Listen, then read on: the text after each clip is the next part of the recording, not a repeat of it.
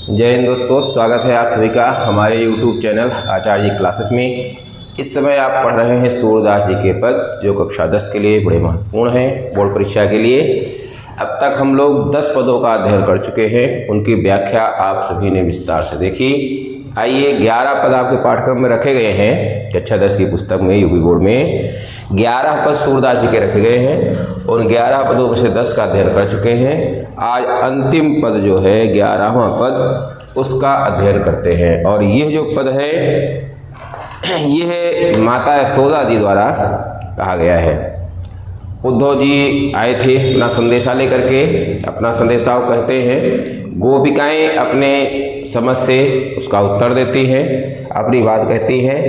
जब उद्धव जी मथुरा वापस जाने लगते हैं, उद्धव जी मथुरा वापस जाने लगते हैं, तब श्री कृष्ण के लिए, श्री कृष्ण की माता के लिए, अर्थात जो जनदात्री माँ थी उनके लिए, देवकी के लिए एक संदेशा उद्धव के माध्यम से भेजती हैं। तो यहाँ पर जो कथन है, ये पद है, इसकी वक्ता जो है, कहने वाली वो है माता यशोदा, जो देवकी के लिए संदेश भिजवा रही हैं। और माध्यम कौन है? उद्धव जी। आइए पहले इसका आदर्श वाचन करते हैं, फिर इसका अर्थ और व्याख्या देखते हैं।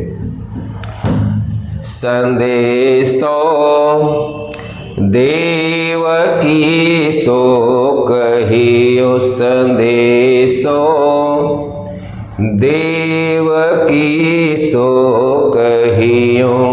माता यशोदा कह रही हैं कि हूँ तो धाई तिहारे सुत की, हूँ तो धाई, हूँ तो धाई तिहारे सुत की, माया करत ही रहियो। संदेशो देवकी सो कहियो, यद्यपि टेव तुम जानती उनकी, तौ मोहि कहि आवे। यद्यपि टेव तुम जानती उनकी, तौ मोहि कहि आवे।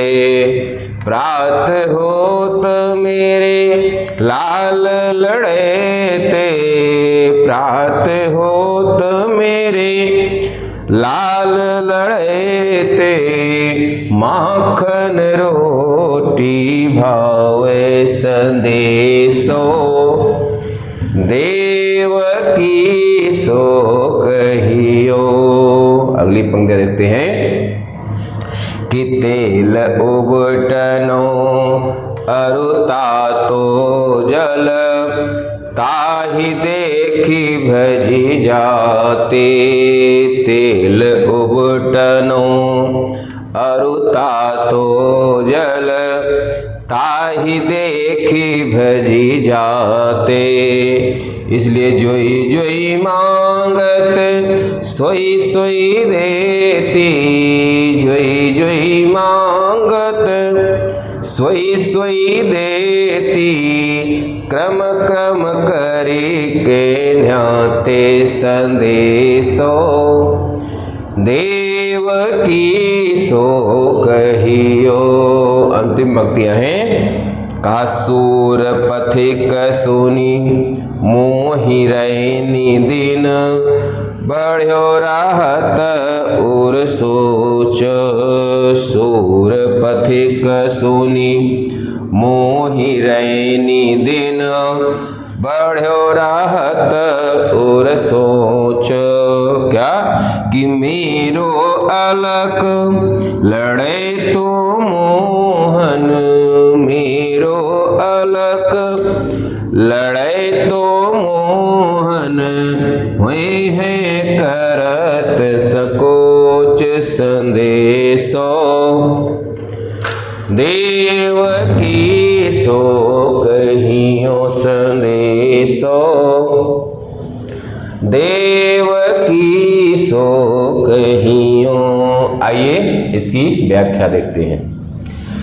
तो माता यशोदा उद्धव के माध्यम से माता देवकी तक संदेशा भिजवा रही हैं और मुख्य रूप से इसमें श्री कृष्ण के बालपन के जो उनके व्यवहार थे उसका वर्णन कर रही हैं। तो वात्सल रस है, बड़ा ही मार्मिक, बड़ी दुखी है माता यशोदा, और फिर भी अपना संदेशा उन तक भिजवा रही हैं। क्या कह रही हैं? करे संदेशो, उद्धव जी से कह रही हैं कि हे रागीर, हे पथिक। यहाँ एक शब्द आया है यहाँ बीच में, मतलब जो बात कह रही है वो एक पथिक, ये यहाँ पे आया सूर पथिक, पथिक के अंत में शब्द आया है। ये पथिक माने उद्धव जी के लिए है। इस शब्द को आप शुरू से ही रख लेंगे कि हे उद्धव। पथिक माने राहगीर वैसे तो होता है, लेकिन वह भी चूंकि राह में आए थे, चलते चलते आए थे, भ्रमण करते हुए वहाँ तक पहुँचे थे, तो उनके लिए पथिक शब्द का प्रयोग किया गया है।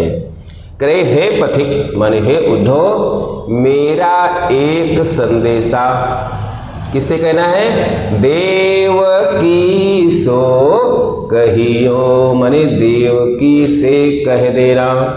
मेरा एक संदेशा श्री कृष्ण की को जन्म देने वाली माँ देवकी से कह देना। क्या? कि हूँ तो धाई। यहाँ हूँ का अर्थ होगा मैं, ध्यान रखिएगा। हूँ का अर्थ होगा मैं, ये ब्रज भाषा का सर्वनाम है। हूँ तो धाई, धाई माने धाय माँ। यहाँ ध्यान रखिएगा, कौन होती है धाय माँ? जो पालन पोषण करती है बच्चे का, उसे धाय माँ कहते हैं।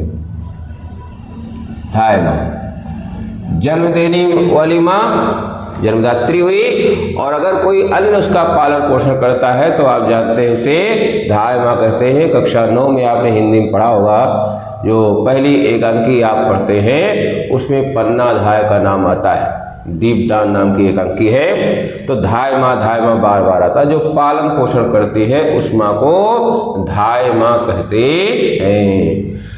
तो जब श्री कृष्ण जी मथुरा गए तब तक उनको जानकारी हो गई थी। पहले तो उन्हें यही पता था कि ये मेरा ही पुत्र है, लेकिन बाद में पता चला कि मैंने तो इन्हें जन्म ही नहीं दिया है, ये तो मैं मान रही थी, ये तो वस्तुतः देवकी की संतान है, देवकी के पुत्र हैं। तो पालन पोषण उन्होंने किया था, इसलिए दुख में कह रही हैं कि भाई मैं तो धाय माँ हूँ, तिहारे सुत की। सुत माने पुत्र, सुत माने पुत्र, तिहारे माने तुम्हारे।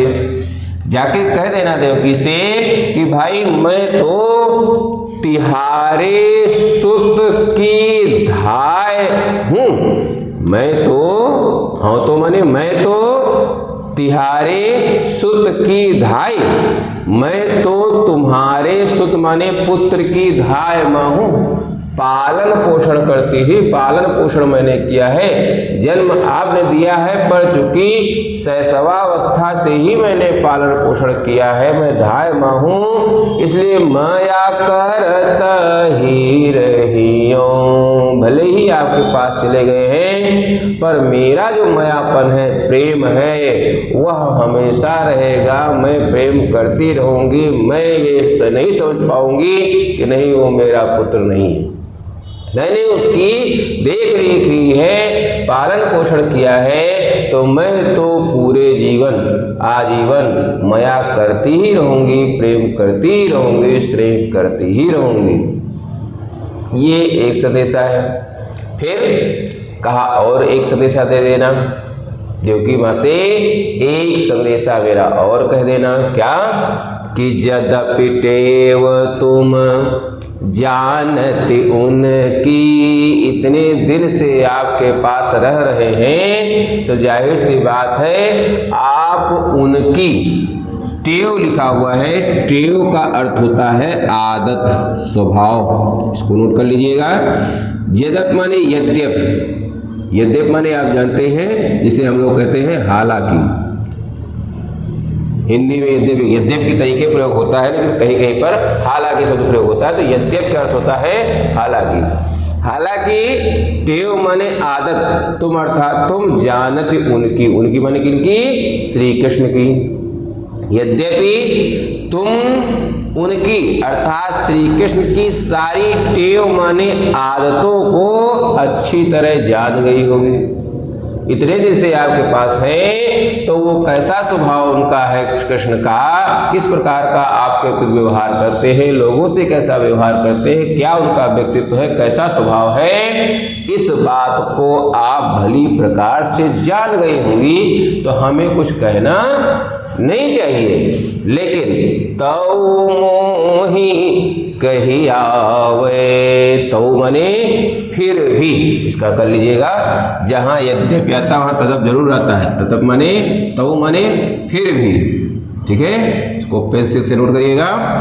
तौ मने फिर भी, मोहि मने मुझसे कही आवे, कहने का भाव आ रहा है। तुम हालांकि उनकी सारी आदतों को भली प्रकार जानती हो, तब भी मुझे मेरा मन कह रहा है कि मैं कुछ अपने अनुसार या अपने हिसाब से उन्हें आपको संदेशा भेजूं या अपनी बात बताऊं, जो मैंने अपने बचपन से देखा है, शैशवावस्था से पालन पोषण करते हुए इनकी आदतों के विषय में मैंने जाना है, देखा है, इसलिए मैं कुछ कहना चाहती हूँ उनकी आदत के विषय में। और एक बढ़िया सा स्वभाव जो बचपन से मैं देखती आ रही हूँ वो क्या है कि प्रात होत मेरे लाल लड़ैते, यहाँ लड़ैते शब्द आया है। लड़ैते का अर्थ होता है, ध्यान रखिएगा, लाडला।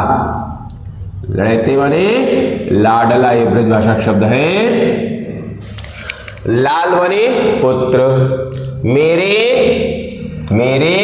लड़ैते लाल, मेरे लाडले पुत्र को क्या होता है, प्रात होत माने प्रातः काल होते ही का एक उसका स्वभाव ये है जो मैं बताना चाह रही हूं कि प्रातः काल होते ही मेरे लाडले पुत्र को, मेरे लाडले पुत्र को माखन रोटी भावे, माखन रोटी बहुत भाता है, बहुत अच्छा लगता है। प्रातः काल होते ही मेरे लड़ैते लाल मने मेरे लाडले पुत्र को भोजन में माखन रोटी बहुत पसंद है। अब आगे भाव क्या हो जाएगा, इसलिए मैं ये कहना चाहती हूँ कि रोज सुबह जब वह सोकर उठे, नित्य क्रम से निवृत्त होकर के आवे, तो आप उसे कृपा करके मक्खन रोटी जरूर खिलाया करिए। अब ये लिखा नहीं है पर आप यही करोगे, संदेशा का भाव यही होगा कि ये उनकी आदत है तो कृपा करके ये आपको करना होगा, ऐसा करिएगा। उन्हें मक्खन रोटी बहुत पसंद है, तो हे महादेव की उस हमारे लाडले श्री कृष्ण को आप सुबह सुबह मक्खन रोटी अवश्य खिलाइएगा। और उनकी बचपन की आदत क्या रही है कि अगर उनके शरीर में तेल लगाया जाए, तेल मालिश किया जाए, अथवा उबटन लगाया जाए, तेल लगाया जाए या उबटन जानते होंगे आप, सरसों वगैरह पीस करके जो माताएं पहले बच्चों को मालिश किया करती थी, अब तो लोग तेल लगाते हैं। नई नई वस्तुएं आ गई हैं, नए नए सब बच्चों की तेल मालिश के लिए वस्तुएं उपलब्ध हो गई हैं।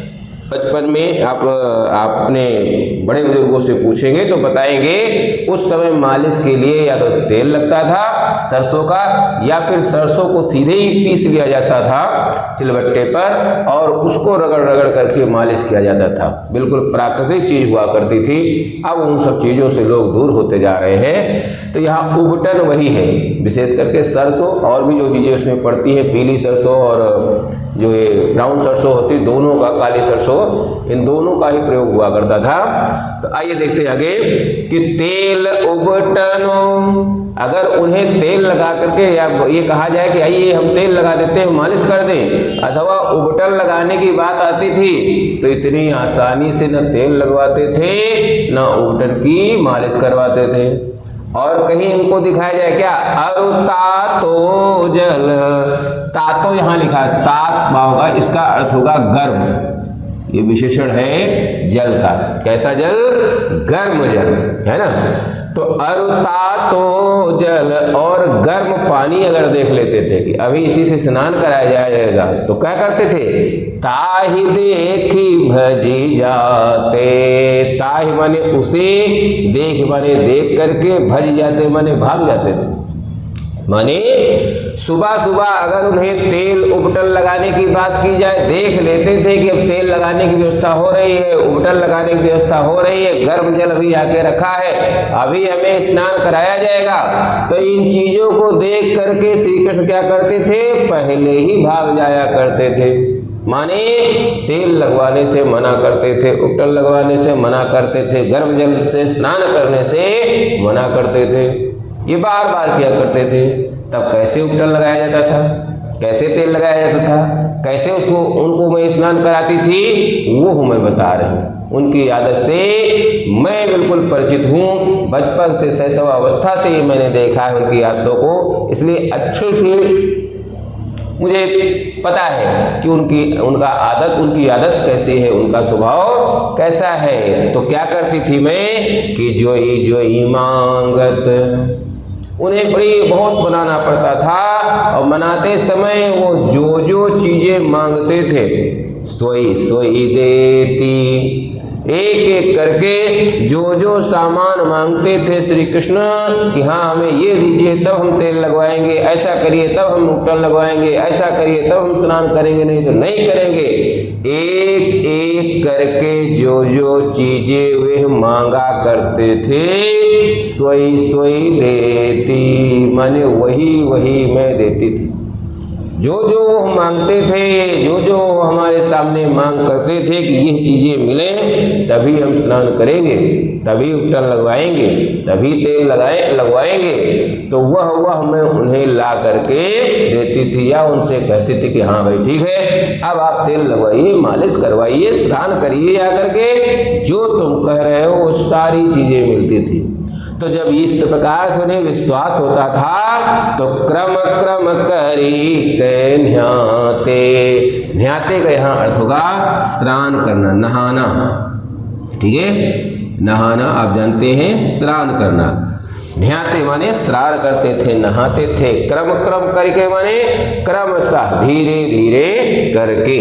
या देखिए 4 बार का वर्ण आया है, क्रम में का है, कर में और के में, तो यहाँ पर आपका बढ़िया सा अनुप्रास बन जाएगा, सुंदर सा, आप इसको नोट कर लीजिए।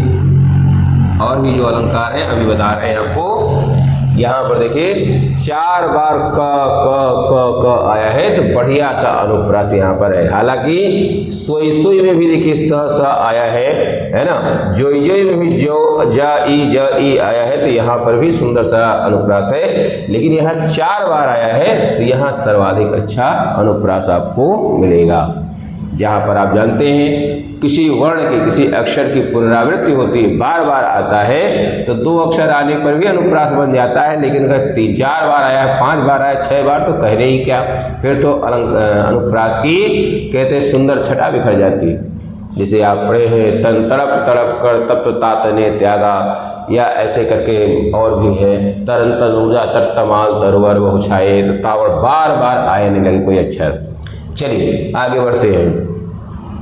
तो जोई जोई मांगत सोई सोई देती, क्रम क्रम करके न्याते, जो जो वह मांगते थे वह मैं देती थी उन्हें, या देने का वादा करती थी। तब कहीं क्रम क्रम करके न्याते, धीरे धीरे, यहाँ क्रम क्रम का अर्थ होगा धीरे धीरे, मतलब धीरे धीरे उनको मनाती थी, तब जा करके कहीं वह स्नान करते थे।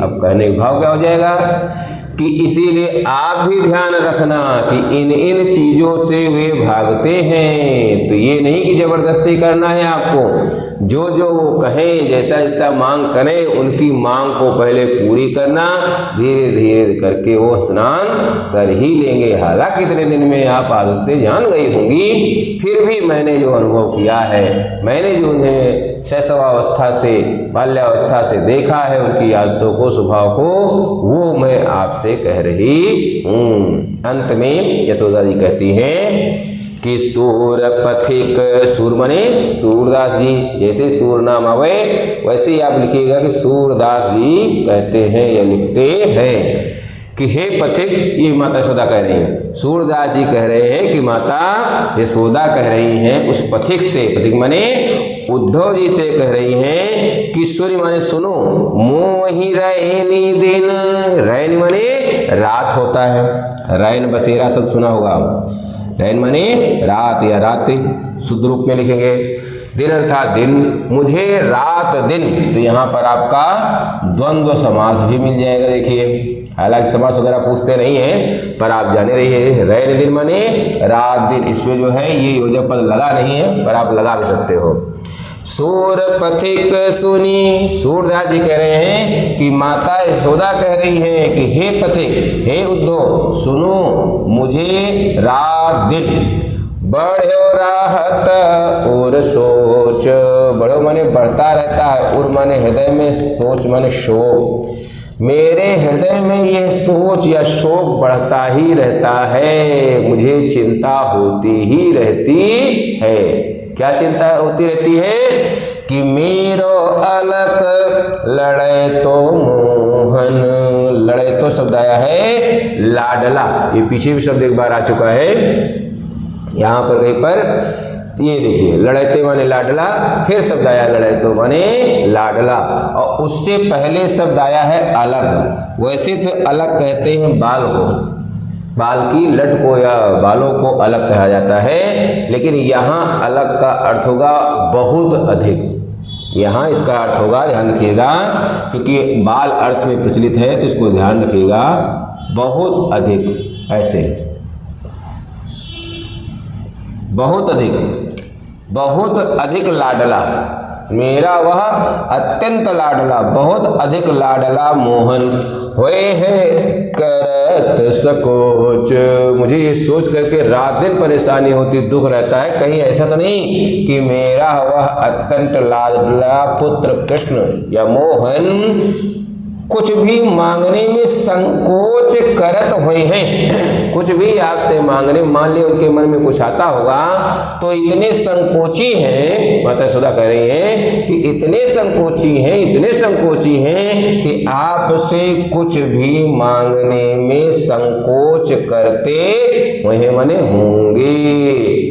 मतलब क्या कि वो उन्हें बहुत समझाना पड़ेगा, बताना पड़ेगा, कहना पड़ेगा बार बार, ये जितनी ऊपर बातें मैंने बताई हैं इसको आपको स्वयं भी प्रयास करना पड़ेगा, अन्यथा वो इतने संकोची स्वभाव के हैं कि आपसे कोई चीज हो सकता है मांगे भी ना, भूख लगे तो हो सकता है खाना मांगे ही नहीं, और भी उनकी जो आवश्यक चीजें हैं हो सकता है वो संकोच वश मांगे ही नहीं, तो आपको स्वयं ख्याल रखना पड़ेगा, ध्यान रखना पड़ेगा।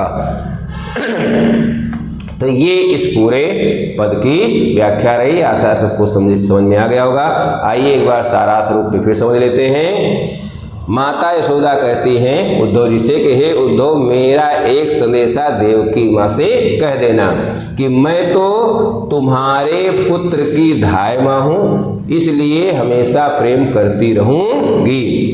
हालांकि, यद्यप माने हालांकि, तुम माने देवकी के लिए आया है, इतने दिन तुम्हारे पास रहे तो उनकी सारी टेव माने आदत, स्वभाव को आप अच्छी तरह से जान गई होंगी, फिर भी मुझे कह आ रहा है, माने फिर भी मेरा मन कह रहा है कि मैं उनके आदत के विषय में, उनके स्वभाव के विषय में, उनकी प्रकृति के विषय में आपसे कुछ कहूँ। वो क्या है कि जो है, एक उनकी आदत है कि प्रातः हो तो मेरे लाल लड़ते, प्रातः काल होते ही मेरे लाडले पुत्र श्री कृष्ण को माखन रोटी भावे, मक्खन रोटी बहुत अच्छा लगता है। तात्पर्य कि सुबह होते ही जैसे ही अपने नित्य कर्म से निवृत्त हों तो उनके भोजन के लिए मक्खन रोटी की व्यवस्था आप कर देना। फिर तेल उबटनो अरता तो जलता ही देखी भज जाते, कहा तेल, अगर उनके शरीर में तेल मालिश के लिए तेल लाया जाए अथवा उबटन लाया जाए और नहाने के लिए गर्म जल लाया जाए, तो ताहि देख भज जाते, उसे देखकर वो भाग खड़े होते थे। तो कैसे भी तेल उपटन लगवाते थे, कैसे ये स्नान करते थे कि जोई जोई मांगत सोई सोई देती, जो जो वो मांगते थे वह वह मैं उन्हें देती थी। और क्रम क्रम करके नहाते, क्रम से धीरे धीरे करके वो स्नान करते थे।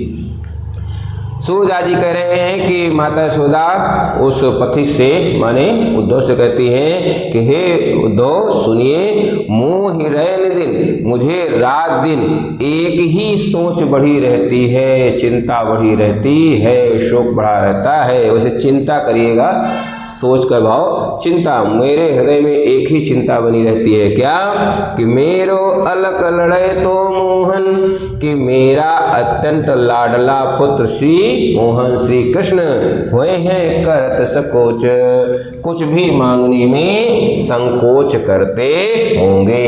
आइए देखते हैं जल्दी से अलंकार। तो अभी आपको मैंने बताया कि यहाँ पर क्रम क्रम करके नहाते कावण 4 बार आया है तो अनुप्रास बन जाएगा। इसके अतिरिक्त बार बार आपको बताया है कोई शब्द जब 2 बार आवे और एक ही अर्थ में आवे, केवल प्रभाव बढ़ाने के लिए जब प्रयोग किया जाता है तो वहाँ पर कौन सा अलंकार होता है। यहाँ देखो 3 जगह पर वो अलंकार है, वो है पुनरुक्ति प्रकाश, पुनरुक्ति प्रकाश। तो इसको नोट कर लीजिए, पुनरुक्त प्रकाश आपको बढ़िया अलंकार मिल जाएगा। ये कई बार आया है, आपको बताया गया है। यहाँ पर वर्ण एक समान आए हैं, का वर्ण कई बार आया है, अनुप्रास बन जाएगा। और भी कई जगह निकालोगे तो अनुप्रास बन जाएगा, जैसे सोई सोई में सा सा भी आया है, यहाँ जो जो में जा जा आया है, यहाँ रैन दिन में देखो न आया है तो अनुप्रास यहाँ भी बन जाएगा। और इस पंक्ति में देखो यहाँ भी न आया है, यहाँ न आया है, यहाँ न 3 बार न आया है। रहत और सोच में जो है रावण देखिए यहाँ 2 बार आया है, ठीक है, एक तीसरा यहाँ पर आया है, चौथा यहाँ पर आया है। तो ऐसे करके अनुप्रास बन जाएगा। लेकिन आप एक जगह यहाँ पे अनुप्रास लिख दीजिए, 1, 2 और 3 इन शब्दों में आप पुनरुक्त प्रकाश लिख दीजिएगा तो अलंकार आपका हो जाएगा। छंद आप जानते हैं, अंतिम छंद है, फिर आप ध्यान दे लीजिए, ये गेय छंद है। ये पद जो है बाकायदे गाए जाते हैं वाद्यंत्रों पर, इसलिए ये गेय पद कहलाते हैं। तो छंद आएगा तो गेय पद हो जाएगा, छंद हो गया, अलंकार हो गया। रस अभी शुरू में ही मैंने बताया था आपको, यहाँ पर वात्सल्य रस होगा, क्योंकि श्री कृष्ण जी के बाल क्रीड़ाओं का यहाँ पर वर्णन है, बाल स्वभाव का वर्णन है। तो रस हो गया वात्सल्य, मुख्य रूप से रस छंद अलंकार भाषा शैली यही पूछा जाता है। तो रस आपका वात्सल्य हो गया, छंद गेय पद हो गया, अलंकार पुनरुक्त प्रकाश और अनुप्रास हो गया। भाषा आपको पता है, चाहे जितने पद आए, जैसे सूरदास का नाम आवेगा तुरंत आपको लिखना है ब्रज भाषा।